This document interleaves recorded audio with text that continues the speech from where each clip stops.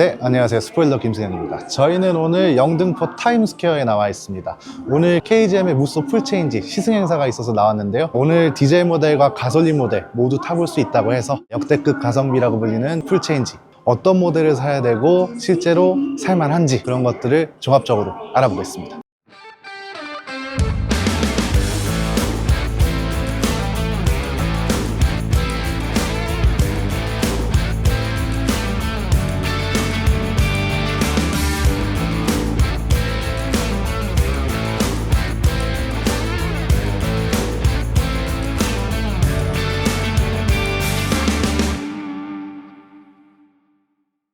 사실 디젤 모델은 기존하고 파워트레인 제형과 구성이 완벽하게 똑같습니다. 2.2L 디젤 엔진에 아이신 6단 자동 변속기가 장착되고 202마력 45토크를 냅니다. 복합 연비도 가솔린 모델하고 그렇게 막 극적인 차이가 있는 건 아니고, 기본 가격도 가솔린 모델보다 살짝 더 비싸기 때문에 디젤 모델은 짐을 많이 실어야 하거나 목적이 뚜렷한 분들이 많이 구매하시지 않을까 싶습니다. 물론 지난번에 소개해드렸던 것처럼 BPD 오토를 이용하시게 되면 월 납입금이 같은 모델 기준으로 가솔린은 23만 2천 원 정도, 디젤은 23만 6천 원 정도로 큰 차이가 없긴 하지만, 나는 픽업 트럭은 꼭 디젤로 타야 돼, 이런 게 아니라면 데일리로 타거나 승용차를 대체하기 위해 구매하는 분들이다, 그렇다면 가솔린이 더 적합하지 않을까 싶네요. 참고로 저희가 지난 영상에서 KGM하고 협업해서 BPD 오토로 저희가 최저가 견적의 차를 판매할 수 있게 됐다고 말씀드렸잖아요. 그 영상이 나가고 평소보다 견적이 3배 이상 많이 들어와서 관심 가져주신 분들께 다시 한번 감사드리고요. 견적은 고정 댓글에 있는 링크를 통해서 해주시면 되는 거 이미 다들 알고 계시죠? 가장 빠르게 생산을 잡아서 대기기간 없이 출고가 가능하다는 점은 똑같으니까 구매 예정이신 분들은 꼭 한번 활용해 보셨으면 좋겠습니다. 우리가 미국과 도로 상황 같은 건 많이 다르지만 미국이 픽업 트럭의 상징인 나라라는 건 부정할 수 없잖아요. 여기도 가솔린 픽업 트럭이 대표적인 베스트셀링 카들이고, 저희가 타스만을 탔을 때도 확실히 가솔린 모델이 요즘엔 한국 도로에서도 더 맞는 것 같더라고요. 더 자세한 건 가솔린 모델도 잠시 후에 타볼 거라서 그때 얘기를 나눠보도록 하고요. 디젤은 기존 렉스턴 스포츠하고 거의 느낌이 비슷합니다. 사실 기존에도 디젤 모델은 엔진 제원 숫자보다도 변속기 세팅이 좀 문제가 있었던 것 같다고 여러 번 말씀드렸잖아요. 그냥 시내 주행에서는 괜찮은데 고속도로에서 추월을 하려면 높은 RPM을 쓰면서 엔진의 힘을 최대한 써줘야 됩니다. 그런데 킥다운 시프트를 하면 기어가 내려가 줘야 되는데 이게 잘 안 됐습니다. 아마 변속기를 보호하기 위한 보수적인 세팅 때문이 아니었을까 싶은데, 그래서 아마 대부분의 차주분들이 초월 상황에서는 수동으로 기어 단수를 내리면서 쓰셨을 겁니다. 그럼 이번 신형에서는 이 세팅이 개선됐는지 한번 볼까요? 5단에서 4단으로 내려가는 구간이 중요하거든요. 보면 확실히 가속 페달 반응은 이 차도 똑같이 느린 것 같습니다. 이게 기존 모델들하고 비슷한 성격인데, 딱 누르면 이렇게 딱 한번 밟았을 때 한 템포 늦게, 이 세팅은 좀 전반적으로 개선이 필요하지 않을까 싶네요. 예를 들어서 추월 상황을 가정했을 때 밟으면 한 템포 이렇게 늦게 가는 걸 알 수가 있죠. 그리고 저희가 고속도로에서 주행을 해봤을 때도 사실 파워트레인이 이전하고 똑같아서 4단으로 내려갔을 때 쭉 힘을 받쳐주는 게 아니라 4단에서 갑자기 5단으로 올라가는, 그거는 아직까지는 똑같습니다. 그래서 디젤 모델은 사실상 기존하고 거의 똑같다, 이렇게 생각하시면 될 것 같습니다. 승차감은 확실히 이전 모델보다 개선이 많이 됐습니다. 왜냐하면 기존 모델도 오래 본 듯한 외관 때문에 묻혀서 그렇지 여러 번 페이스리프트를 거치면서 승차감이 정말 많이 좋아졌거든요. 물론 이제 그 프레임 자체 특성상 잔진동 같은 거는 많이 걸러주지 못합니다. 그건 뭐 타스만도 마찬가지고요. 아무래도 뭐 세단이나 그런 거에 비해서는 잔진동 자체는 많이 걸러주지 못하는 대신에 뭐 전체적으로 과속 방지턱을 넘어간다던가 그런 전체적인 승차감 개선은 이전 모델부터 많이 이루어져 왔습니다. 실제로 초기형 모델은 진짜 슬레이트 지붕 위를 스케이트보드를 타면서 넘어가는 느낌이었다면, 가장 최신 모델은 픽업 트럭 치고는 이 정도면 괜찮은데, 이런 생각이 들 정도로 개선이 많이 됐습니다. 당연히 신형으로 넘어오면서 이번에도 뭐 승차감 관련된 부품이라던가 세팅 이런 것들을 많이 개선했다고 들었고요. 일단 회차지까지 간 다음에 가솔린 모델로 바꿔 타고 그때 또 이야기를 자세히 나눠보겠습니다. 자, 이번엔 가솔린 모델입니다. 사실 저는 개인적으로 이번 풀체인지의 핵심이자 대표 모델은 가솔린이라고 봅니다. 아마 대부분이 궁금해하시는 건 크게 두 가지겠죠. 2.0L 엔진에 아이신 8단 자동 변속기 조합이 겉으로 보기엔 분명 괜찮은데 실제로도 좋은 조합인지, 그리고 타스만보다 출력과 토크가 숫자상으로는 낮은데 그럼에도 충분한지, 이런 것들일 겁니다. 일단 지금 시내에서 주행 중인데요, 이렇게 일상적인 주행에서는 아이신 8단 자동 변속기와의 조합이 꽤 괜찮다고 봅니다. 왜 이 가솔린 모델을 이제 추가했나 싶은 생각이 들 정도로, 그리고 KGM이 원래 이런 차였나 싶은 생각도 들 정도로 부드럽고 출력도 꽤 잘 받쳐줍니다. 이게 확실히 가솔린 모델이라 엔진 질감 자체가 부드러워서 그런지 승차감도 더 좋게 느껴지는 것 같습니다. 그리고 가솔린 모델은 특히나 우리 안PD도 그렇고 지난번 행사장 리뷰에서도 그렇고 이 변속기 레버부터 시작되는 디테일함이 유독 눈에 띄는 차라고 말씀드렸잖아요. 이게 사실 다른 브랜드라면 당연한 거였습니다. 그런데 KGM은 왜 그런지는 모르겠지만 어느 순간부터 디테일이 부족했던 게 사실입니다. 요즘 자동차 브랜드라면 실내 디자인이나 구성 이런 걸 얘기할 때 인체공학적인 이런 수식어가 당연하게 붙습니다. 왜 공기저항 개수 같은 것도 에스페로가 처음 이걸로 광고할 때는 굉장히 생소했지만 그 뒤로 이게 마케팅에 당연스럽게 녹아들게 되고 인체공학적인 디자인, 인체공학적인 실내 레이아웃 이런 게 어느 순간 표준이 됐고 당연한 게 됐단 말이죠. 현대기아차도 보면 실내 디자인을 진짜 잘하잖아요. 그런데 KGM은 지금까지 사실상 그런 게 없었습니다. 토레스 라인업이나 무쏘 EV의 그 물리 버튼을 싹 없앤 실내, 물론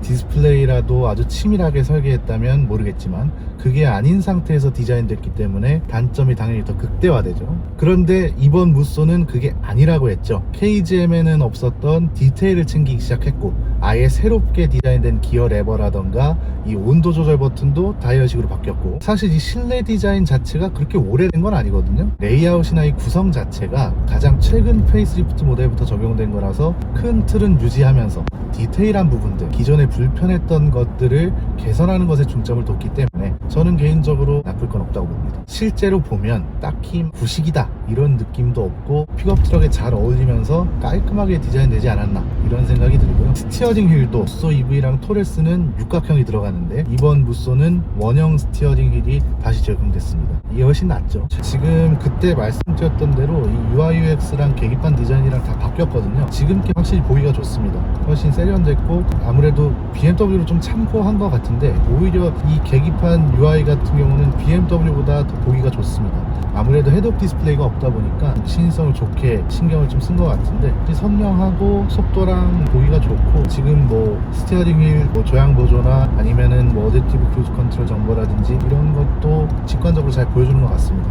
확실히 이전 모델들에서 돼 있는 게 많아서 그런지 이런 거는 좀 이번에는 신경을 잘 쓴 것 같고, 이런 걸 보면은 뭐 토레스라든지 아니면 무쏘 EV라든지 이런 차들이 페이스리프트나 연식 변경이 되면서 이거를 기준으로 다 바꿔줬으면 좋겠네요. 그리고 아까 써봤는데 디스플레이 같은 경우도 이전에 있던 디스플레이들보다 반응 속도는 훨씬 좋아졌습니다. 그것도 잘 내려오고 확실히 이전 디스플레이 UI UX보다 반응 속도나 확실히 빨라진 것 같아요. 바로바로 이전에는 뭘 누르면은 엄청 딜레이가 있었는데 이번에는 누르면은 그래도 거의 바로바로 나오는 거를 확인할 수가 있습니다. 그리고 여기가 지금 자유로라서 어댑티브 크루즈 컨트롤도 써보면 온오프 버튼은 잘 해놨네요. 확실히 직관적으로 해놔서 쓰기가 편하고, 지금 90km 도로잖아요 자유로가. 근데 여기 구간 단속 구간이고 95km로 설정을 해놔도 이 내비게이션하고 연동이 돼서 넘어가지 않는 모습입니다. 핸들 조향도 버튼이 크게 있어서 누르면은 이게 초록색으로 표시가 되면서 중앙 유지는 항상 잘했거든요. 근데 이게 코너에서 꺼져서 그렇지 지금 코너인데 가벼운 코너 정도는 잘 받쳐주네요. 지금 이 구간 단속이 꺼지니까 다시 설정된 95km 속도로 구간 단속인 구간에서는 내비게이션하고 연동이 돼서 속도가 단속 구간에 넘어가지 않게 연동이 되는 것으로 보입니다. 그리고 확실히 이 핸들이 원형이 들어가니까 이제 좀 괜찮은 것 같습니다. 형으로 들어간 거는 어딘가 좀 무거운 감이 없지 않아서 그 스티어링 휠은 유독 틀어져 있는 게 많았거든요. 그런데 이건 확실히 림도 이게 육각형 스티어링 휠에 비해서 얇거든요. 그리고 확실히 좀 더 가벼워서 그런지 얘는 틀어진 게 없네요. 저희가 사실 시승차를 받을 때마다 핸들 틀어져 있지 않은 차를 보기가 어려웠는데 얘는 잘 돼 있네요. 그리고 확실히 이게 밖에서 봤을 때도 굉장히 높아 보이잖아요. 수치 제어로도 그렇고 실제로 이렇게 타봐도 웬만한 차들이 다 작아 보입니다. 지금 이 앞에 뭐 S클래스나 뭐 포토로스나 아니면 뭐 포터 이런 차들 보면은 거의 눈높이가 비슷하고, 세단 같은 차들은 확실히 더 낮아 보이는 그 정도로 차가 높고 크다 이렇게 말씀드릴 수 있을 것 같습니다. 그리고 많은 분들이 가속 페달 반응도 좀 궁금해 하실 것 같은데, 왜냐면 이전 다른 차종들 같은 경우는 이 가속 페달 반응이 늦는다는 것 때문에 비판을 좀 받았잖아요. 있잖아요. 근데 지금 이 차 같은 경우는 이렇게 속도를 받은 상태에서 깊숙이 누르면 이런 반응 속도는 나름 괜찮습니다. 그런데 예를 들어서 킥다운 시프트가 필요할 때, 뭐 추월 상황이나 그럴 때겠죠. 그럴 때는 가속 페달에서 잠깐 발을 뗐다가 누르면 살짝 좀 아쉽습니다. 이게 반응이 딱 즉각적으로 와서 기어도 바로 체결이 돼야 되는데, 이게 예를 들어 3단으로 내려가게 되면은 4단, 3단 이렇게 체결되는 느낌이 좀 있습니다. 그래서 이 부분은 조금 개선이 필요할 것 같네요. 이게 다른 차종들도 거의 비슷한 상황이라서 이거는 어딘가 세팅값을 살짝 조정해 주실 필요가 있지 않을까 그런 생각이 듭니다. 그래도 확실히 이 변속기가 8단 변속기가 들어가서 그런지 그 덕은 상당히 큰 것 같습니다. 디젤 모델 같은 경우는 이렇게 기어가 체결된 다음에 힘을 받아서 쭉 뻗어나가는 느낌이 사실 그렇게 크지는 않거든요. 그런데 이 차는 그래도 힘을 받으면, 그리고 지금 추월하는 과정에서 가보면 확실히 한번 이 변속기가 체결이 돼서 힘을 받으면 잘 나갑니다. 타이밍은 좀 잘 조정을 해야 될 것 같네요. 기존 6단 변속기에 비해서는 힘을 잘 받아서 쭉 치고 나가는데 반응이 살짝 늦어서 추월하실 때는 요거는 잘 감안을 해서 하셔야 될 것 같습니다. 스포츠 모드로 하면 좀 달라질까요? 스포츠 모드로 해서, 스포츠 모드거든요. 악셀 페달을 밟고 있는 상태에서 쭉 누르면 확실히 잘 나가는데,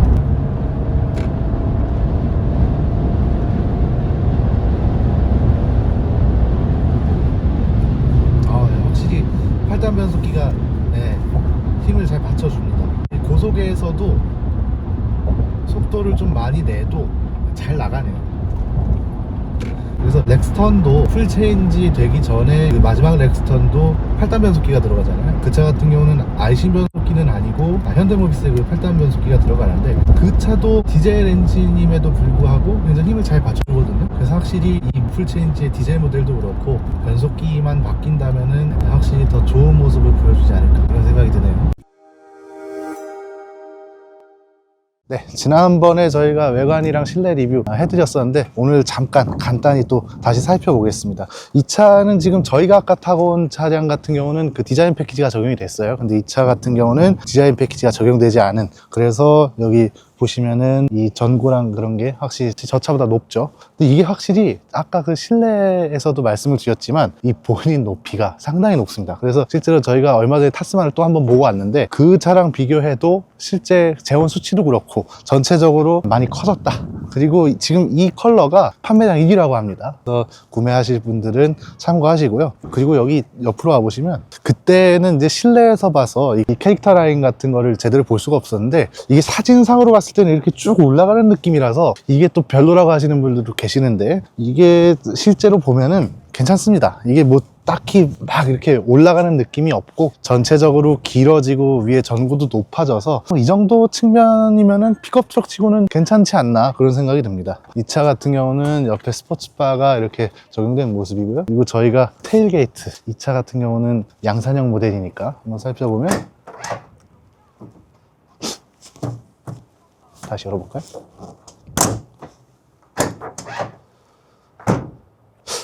그때보다 뭐지? 지난번에는 확 내려왔는데 이거는 개선을 하신 건가?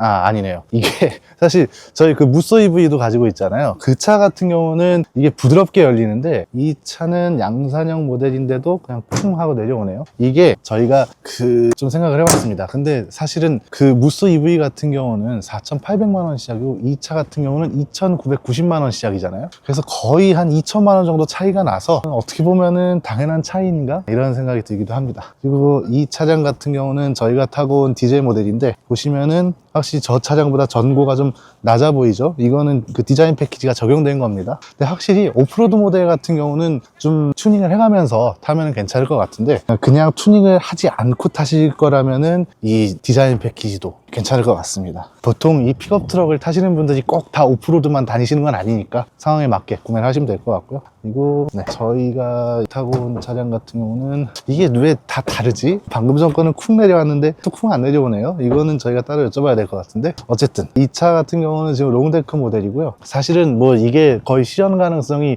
있을지는 모르겠지만 미국산 픽업 트럭 같은 경우는 뭐 실버라도 EV나 뭐 시에라 EV 그런 차들은 그 뒤에 시트를 폴딩하고 저 미드 게이트라고 하죠. 뒤에 게이트를 열어서 긴 짐을 눕혀서 실을 수 있는 그런 기능들이 있거든요. 물론 그 차들은 워낙 가격대가 있어서 국내 픽업 트럭에서는 그게 가능할지는 모르겠지만 혹시나 상위 모델이 나온다든지 아니면 나중에 옵션으로라도 들어가면 어떨까 그런 생각을 해봅니다. 왜냐면 보통은 지금 여기 보이시는 차처럼 위에 커버를 하고 다니는 경우가 많아요. 저희 같은 경우도 그 상단 커버 같은 경우는 순정품을 장착을 했거든요. 그래서 높고 긴 짐을 실으려면 좀 많이 불편합니다. 그래서 거의 뭐 실현 가능성은 없겠지만 그래도 그런 게 좀 있으면 어떨까 하는 그런 건의를 한번 해봅니다. 아까 보신 브라운 컬러가 1위라고 하고요. 그리고 2위가 이 화이트 컬러라고 합니다. 확실히 이 차량 같은 경우는 지금 디자인 패키지가 적용이 됐고, 그리고 이 화이트 컬러가 이 디자인 패키지랑 잘 어울려요. 거의 약간 투톤 느낌? 그리고 여기는 이렇게 실버 컬러로 마감이 돼서 이 색깔도 잘 어울리는 것 같습니다.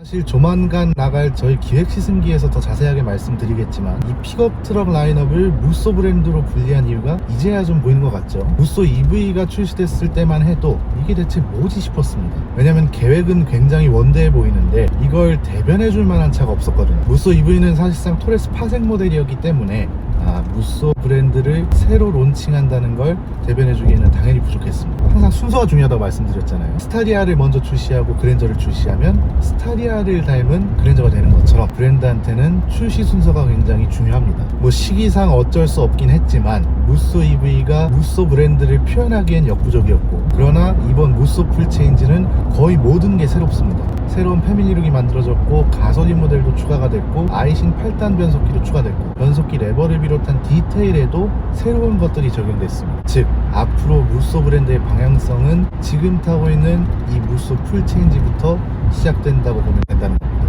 아마 무쏘 EV도 페이스리프트 모델부터는 지금 타고 있는 신형 무쏘의 디자인이나 분위기를 따라가야 하지 않을까 싶습니다. 자칫 잘못하면 토레스를 너무 많이 따라가게 되면 티보니 때처럼 모든 라인업이 부정적으로 토레스 대중소가 될 수도 있잖아요. 그래서 지금 이 신형 무쏘가 주는 방향성이 굉장히 중요하고 이걸 잘 따라가야 한다는 거죠. 일단 결론적으로 당연히 테슬라나 BMW나 이런 브랜드들하고 비교하면 기술적 차이라든지 트렌드를 따라가는 속도라든지 이런 건 당연히 차이가 나죠. 규모나 차 가격도 차이가 그만큼 크게 나니까요. 현대차 그룹도 테슬라 FSD 이후로 비판을 많이 받았는데 KGM이라고 그러지 않을 수가 없잖아요. 그런데 일단 이 픽업 트럭 시장에서, 그리고 이 가격표를 보면 꽤 많은 게 용서가 되는 건 맞습니다. 이 정도 가격이지 않을까 하고 봤는데 이렇게까지 저렴하게 나왔다고? 라는 생각이 굉장히 오랜만에 드는 가격표거든요. 기존 차체를 쓰는데 타스만하고 비교가 많이 되냐? 이러는 분들도 있던데, 프레임 바디는 통상적으로 모노코크보다 더 오랫동안 개량해서 쓰고,